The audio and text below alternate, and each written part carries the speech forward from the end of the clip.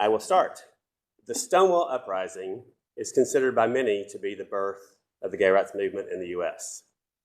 But for decades before Stonewall, gay and lesbian people met and socialized, often in secret. And some official organizations were formed long before Stonewall. The Society for Human Rights was founded in 1924 by German immigrant Henry Gerber. It published the country's first known gay interest newsletter, which is called Friendship and Freedom. But following multiple police raids chasing down that organization, it disbanded in 1925. It was short-lived. The Mattachine Society, which you may have heard of, was founded in Los Angeles in 1950 and later moved to San Francisco. Chapters were established in multiple cities, and it worked to advance gay rights. In 1966, 3 years before Stonewall, the society staged a series of what they called sip-ins in bars that were places where they could pull this off, and they would openly declare in these bars that they were gay and essentially challenge the servers, the staff, the bartenders to serve them drinks. Because what often happened was that anyone who was openly gay and letting that be known was often refused service. So that's what this group started doing. They were early gay activists. And they would, when they were denied service, they would file lawsuits against the establishments that denied them service. So they were truly way at the forefront of fighting for equal rights for our community. Daughters of Bilitis, and that's the correct pronunciation of it. It often is pronounced Bilitis. It's Bilitis. Daughters of Bilitis was founded in San Francisco in 1955 as the first lesbian civil and political rights organization in the United States. Chapters were established throughout the US, and it continued as a national organization until 1969. Let's talk about Stonewall. Stonewall Inn was a gay bar in New York's Greenwich Village. It became an institution. Its mafia owners, and yes, documented owners of the place, like many other bars and establishments in that part of the city and throughout the city at that time, were owned by mafia. Its mafia owners often paid off the police to prevent raids at the bar, because otherwise they'd be happening essentially nightly. But still some raids occurred. The bar welcomed and attracted drag queens. On June 28, 1969, a police raid at Stonewall led to the arrest of 13 employees and drag queens. That night, a riot in protest of the raid quickly began outside the bar in response to the routine harassment, mistreatment, and arrest of the patrons of gay establishments. Protests continued at the site for 5 days, sometimes with thousands of people. Slide. You can click now. Oh, yeah. Top button, I assume? Right to left. Oh, great. Okay, thank you. Right's the next one. So, as I said, the protests continued for 5 days, sometimes with up to thousands of people. However, it kept growing after that, related to the whole Stonewall uprising. On the first anniversary of the Stonewall riots, thousands of people marched from the site to Central Park in what was called Christopher Street Liberation Day. That essentially was the first gay pride parade in this country. They didn't call it that, but that's essentially what it was. They were saying, we are here, we are proud, we're going to be open about this, we're going to march through the streets and let you know. So it essentially was the first gay pride parade. So let's talk a little bit about organizations that began to form in the earliest days of that happening in our country, organizations that were related to our rights, our lives, and our well-being. So national organizations that work to protect and advance the rights of LGBTQ people were established in the 70s and 80s, including Lambda Legal in 1973, National Lesbian and Gay Task Force in 1973, Human Rights Campaign, known as HRC, in 1980, and the Gay and Lesbian Alliance Against Defamation in 1985.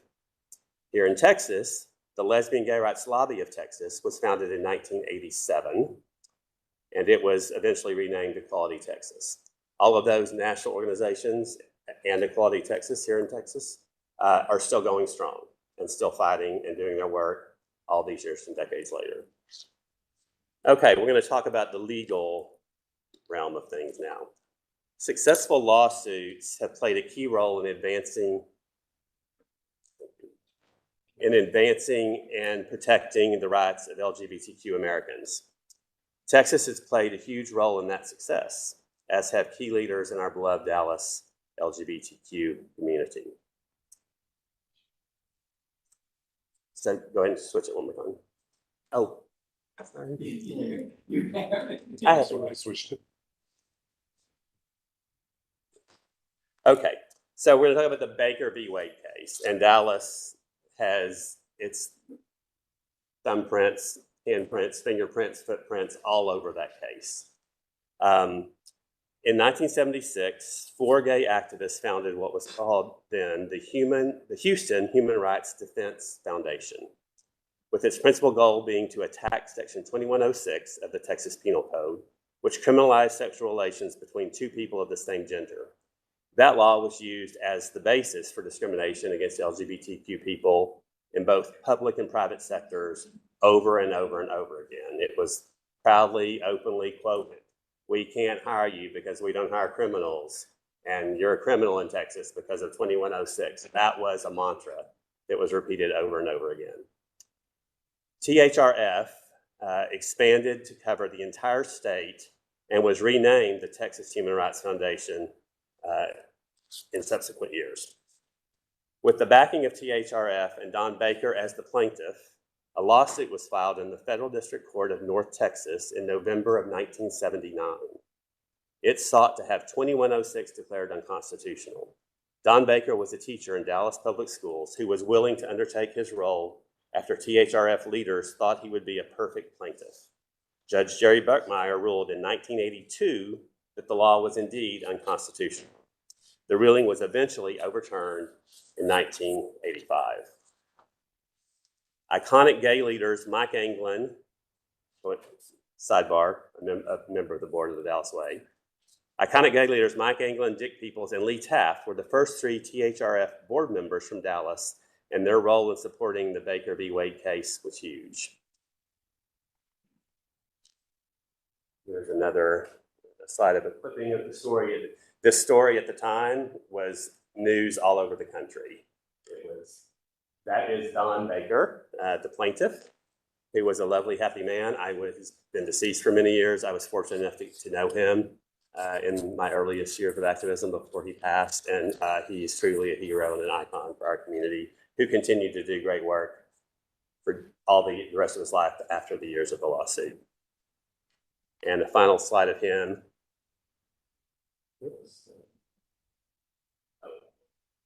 The final slide related to him is this quote from him that says, "I hope to say we brought something to Texas, a better understanding of gay people." And I think absolutely that was the case. Okay, there have been many other lawsuits that were key to us achieving our equal protections under both Texas and federal laws.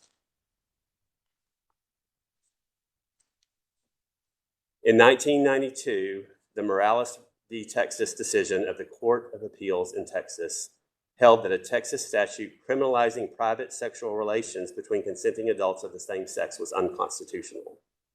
In 2003, the U.S. Supreme Court overturned anti-sodomy laws across the country, ruling in Lawrence v. Texas that the Constitution protects private consensual sex between adults. The Defense of Marriage Act, which became known as DOMA, became national law in 1996. It declared that no state shall be required to recognize a same-gender marriage performed in another state and define marriage as between a man and a woman only for purposes of federal law. The Supreme Court ruled in United States v. Windsor that Section 3 of the Defense of Marriage Act, which denied federal recognition of same-sex marriages, was a violation of the Due Process Clause of the Fifth Amendment of the U.S. Constitution. And in 2015, a seminal ruling happened by the U.S. Supreme Court. The case was Obergefell v. Hodges. The ruling said that the fundamental right to marry is guaranteed to same-sex couples by both the Due Process Clause and the Equal Protection Clause of the 14th Amendment of the U.S. Constitution.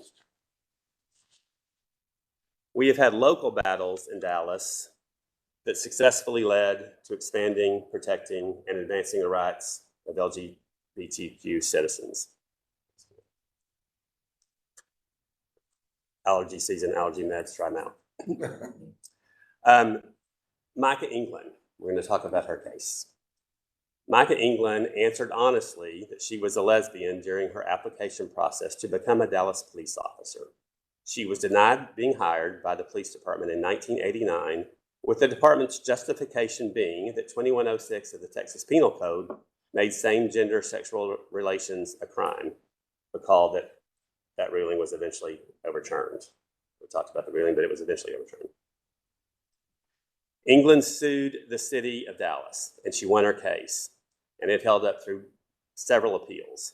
But Micah never joined the Dallas Police Department.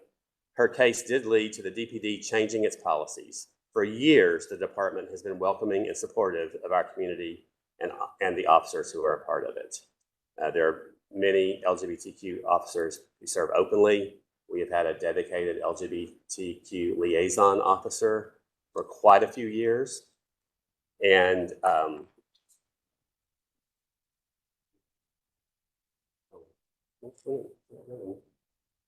You have to point it up here. Pointed at us, Steve. I'm hitting it, it's not recognizing.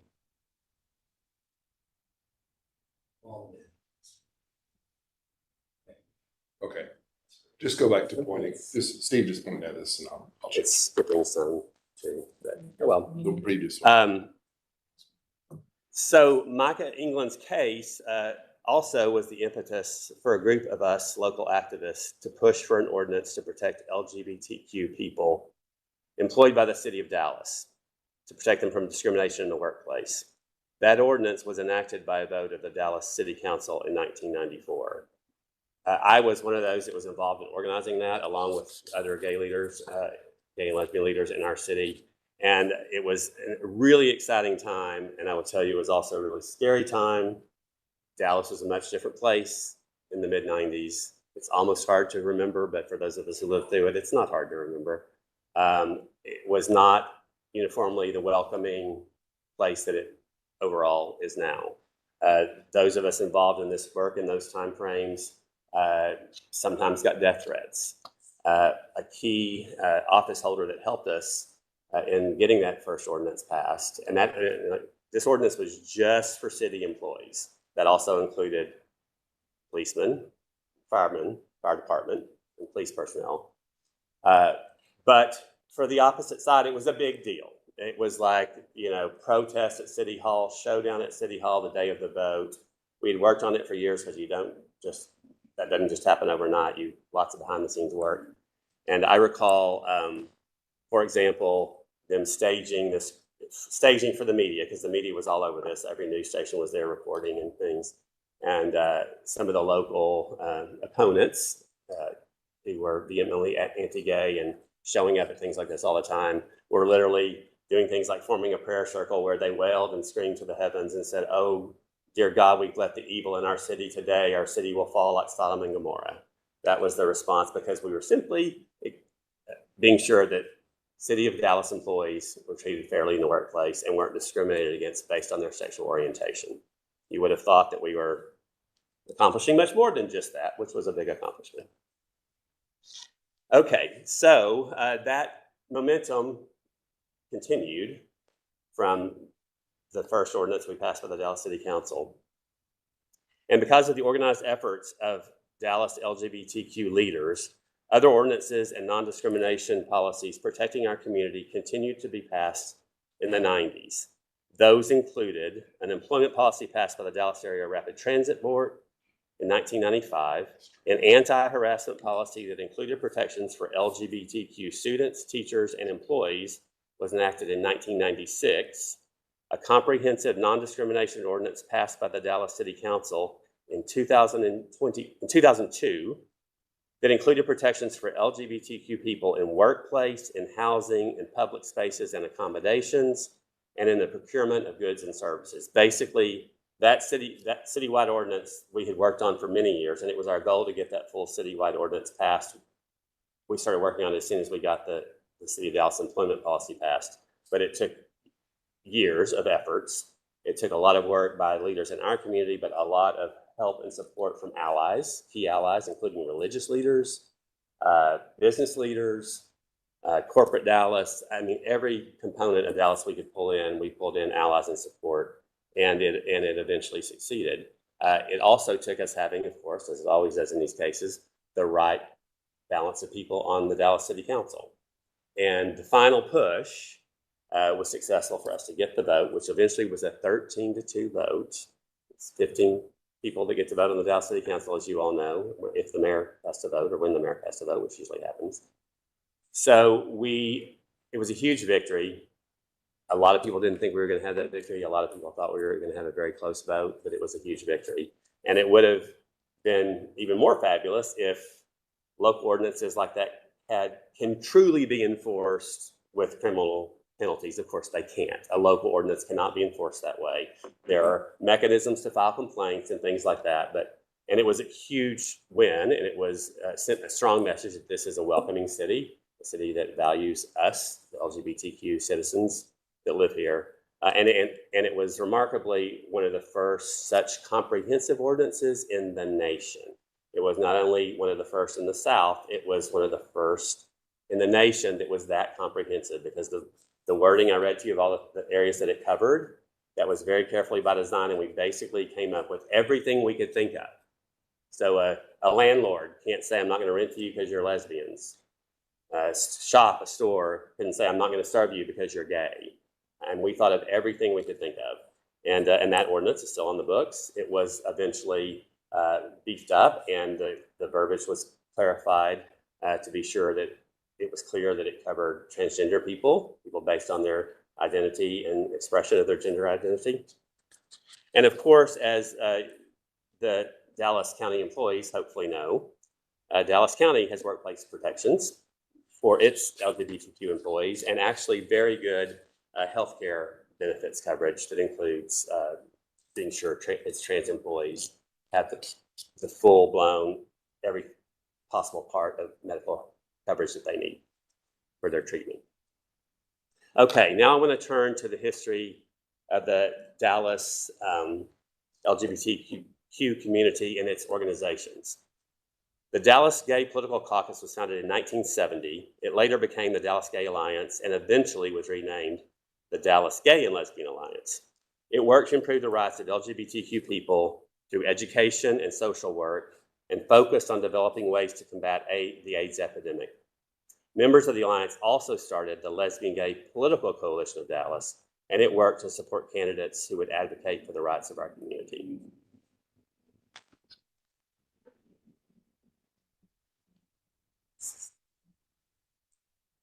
Can you, if this isn't working, can you? I'll do it. I'll take care of it.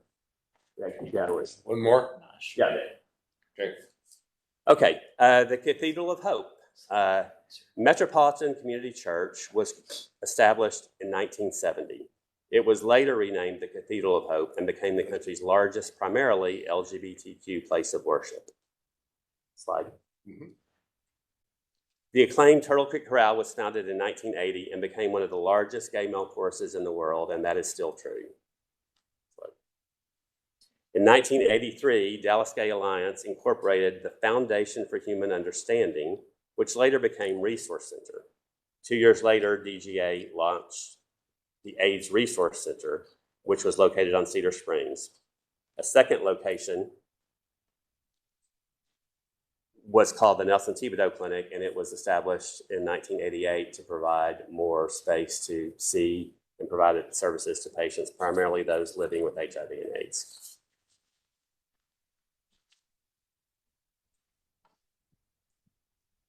I can go again.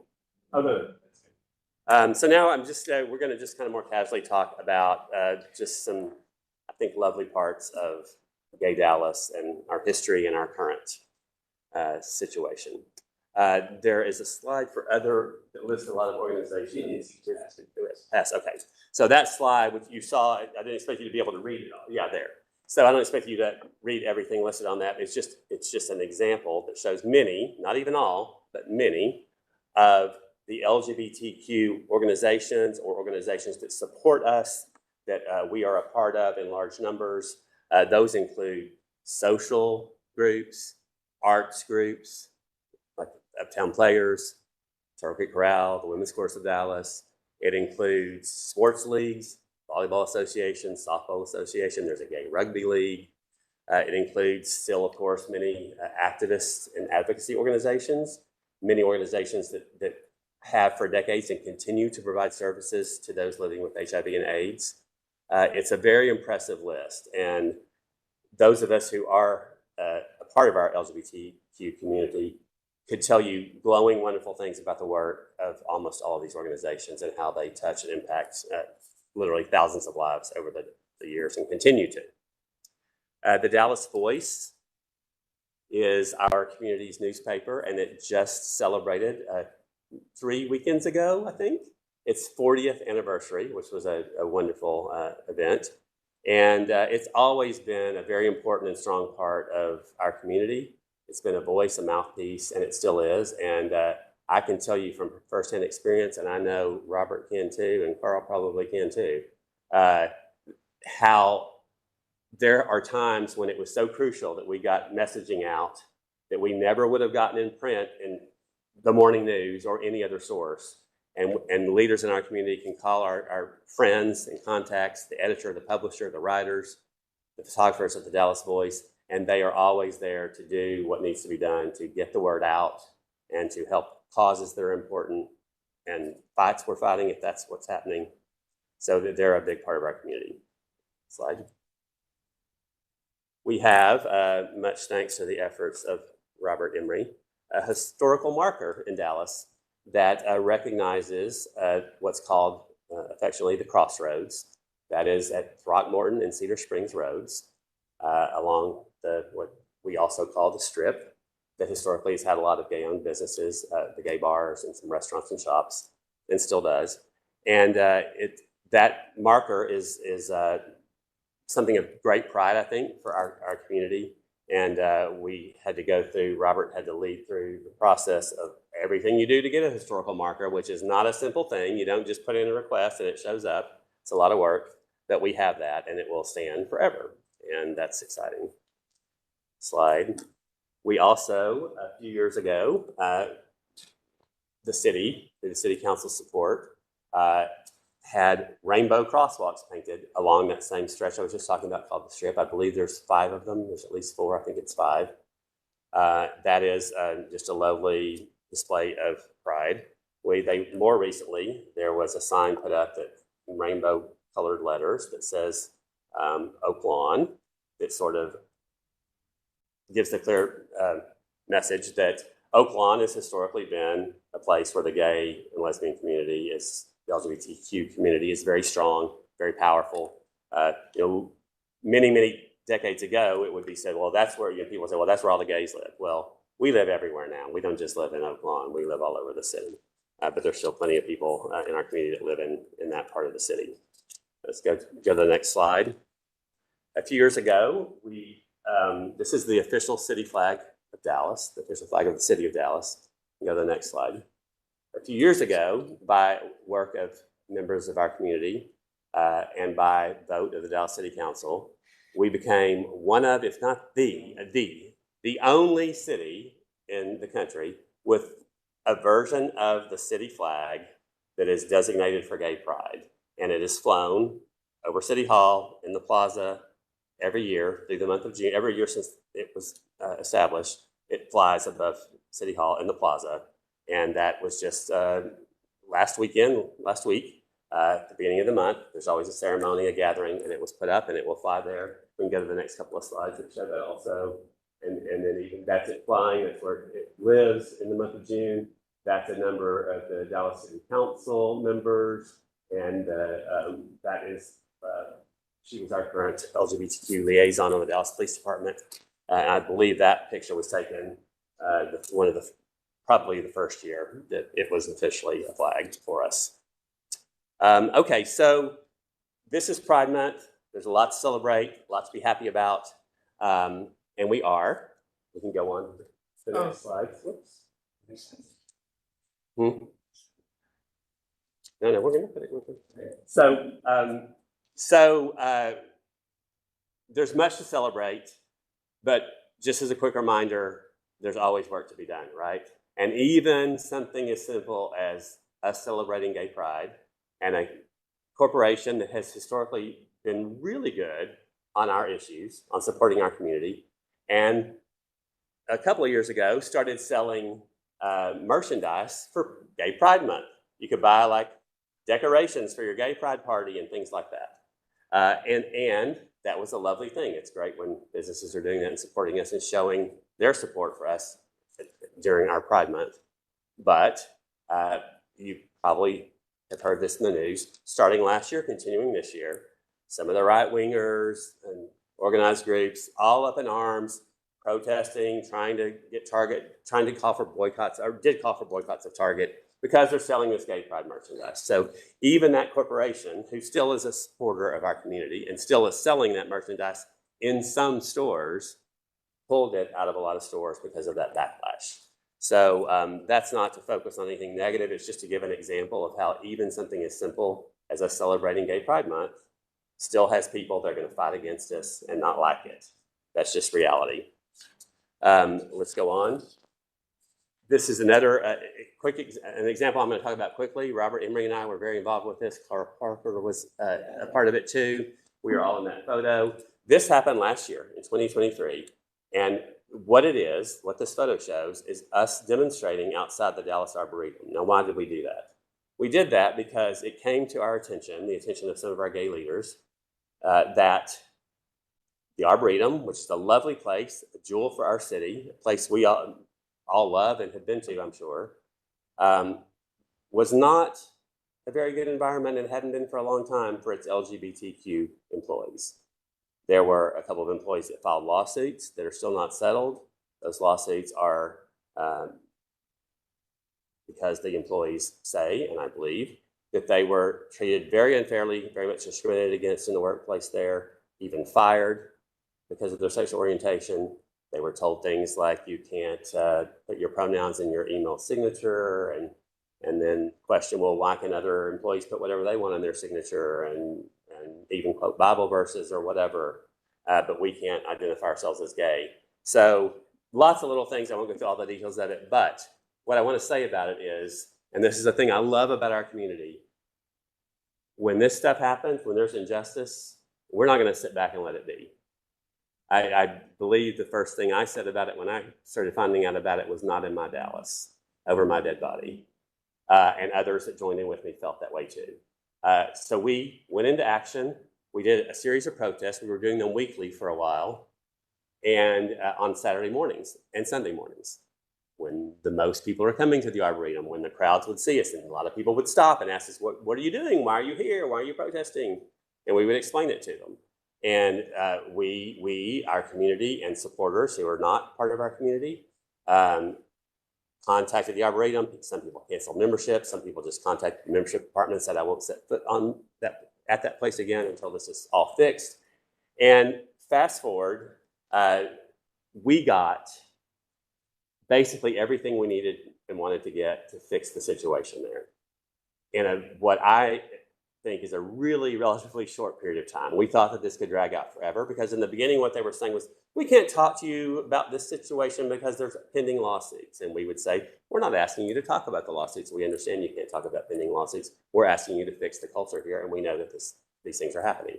So besides the protests, like these things always are, we had to do a lot of behind the scenes work. We were meeting with the board, executive members of the board, with a couple of key staff members at times who weren't the CEO because the CEO was part of the problem. And fast forward, it was a lovely resolution. And we are now all happy to be able to still continue to support the Arboretum. A lot of us are going to be there tomorrow for what they call their Pride and Bloom celebration. They changed their employee manual. They cleaned up and added verbiage that needed to be there for their employment policies. They instituted a confidential way for employees to file complaints that didn't exist before. They instituted equity and diversity and inclusion training for all current employees. Went through that. It's mandatory that new hires go through that. They have a new chief officer of their DEI. I forget what the person's title is, but they have just basically made a sea change there. And I love that story, not just because some of us were able to be involved in it, but I love that story because I think it so shows how it works to stand up and to fight. And basically everything we've talked about today links in with the fact that this is our Pride Month. We have a lot to be proud of, but we had to work like hell. We and people for decades and decades worked like hell to make it happen.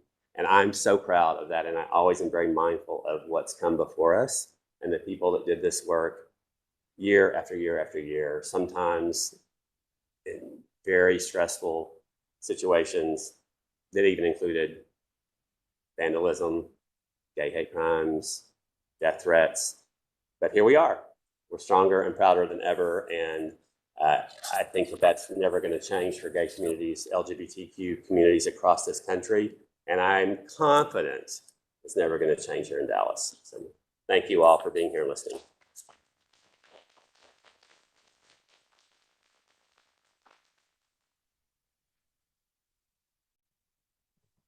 Thank you so much, Steve, for that wonderful presentation. It's great to have so many amazing organizations here in Dallas County helping us with our mission here for the office is to create a more welcoming community for everybody, right? And for our workforce as well, that everybody has a sense of belonging. So thank you for that presentation, which also leads me to in a few weeks on Wednesday, June 26th, we're going to have a presentation, or it's actually going to be a panel conversation between legal experts, talking about what are some of the challenges kind of moving forward, right? Like in lights of some of the recent Supreme Court case, the Dobbs decision, and what that might impact, what impact that might have on the LGBTQ community, and just some of the legislation that's popping up throughout the country.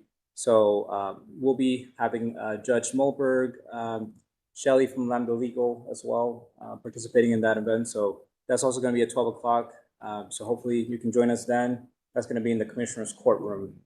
We'll also have the live stream for that. And then also just wanted to mention, so last year we also had a version of the county flag with the LGBTQ colors, with the pride flag. Yeah, so we actually had that. Yes, so it's actually right out here. So for those watching online, it's out there with the image gallery. So if you haven't seen it, it's on display there. That was donated by Commissioner Daniel and Aaron Moore. So thank you to them for that as well. So again, thank you all for being here today, and thank you for joining us. Thank you. Thank you.